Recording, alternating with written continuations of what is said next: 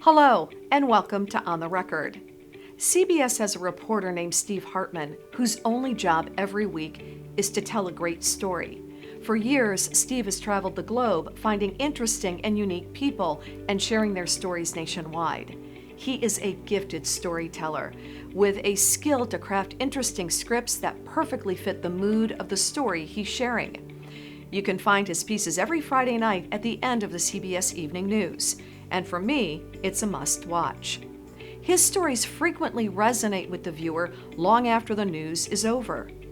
We talk to our clients in nearly every training session about the power of storytelling. Stories take us places, allowing us to experience something without ever being there, to share in a moment we weren't a part of. As a leader, you've had the opportunity to give dozens or hundreds of presentations throughout your career. You've probably been in the audience for 10 times that many. Think about the last presentation that you listened to, and it probably was on Zoom. What do you remember? I would predict it's not a quarterly update, and it's not a long-range forecast. And I bet it's not the 11th slide in some PowerPoint deck. It's the personal story someone told, an anecdote or an experience that leaves the room with you. From a physical standpoint, stories release a chemical in the brain that aids in memory. Stories carry messages. Stories have lasting impact. Stories frequently follow a familiar pattern. First, you set the scene. Where does it start? What is happening? What does it look like? Saying you were out driving is one thing. Saying it was late one night and I was driving down a darkened 2-lane road conveys a much more powerful message by instantly transporting the audience into the passenger seat. Second, you introduce the tension.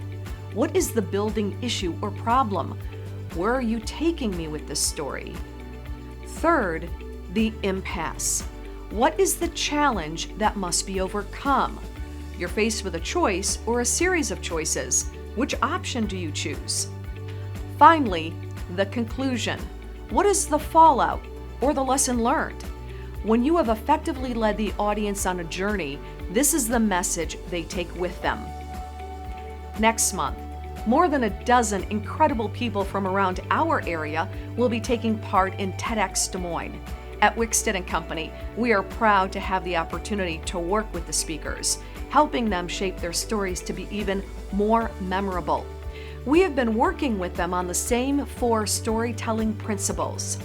I would encourage you to be in the audience on May 11th online to take in the perspectives of Iowans who have important stories to tell. I promise you, these stories will have an impact on you long after the event is over. And the next time you prepare to share a message with your team going forward, look for an opportunity to share a story along the way. It will make your message resonate beyond the end of the meeting. This is On the Record. I'm Eileen Wickstead.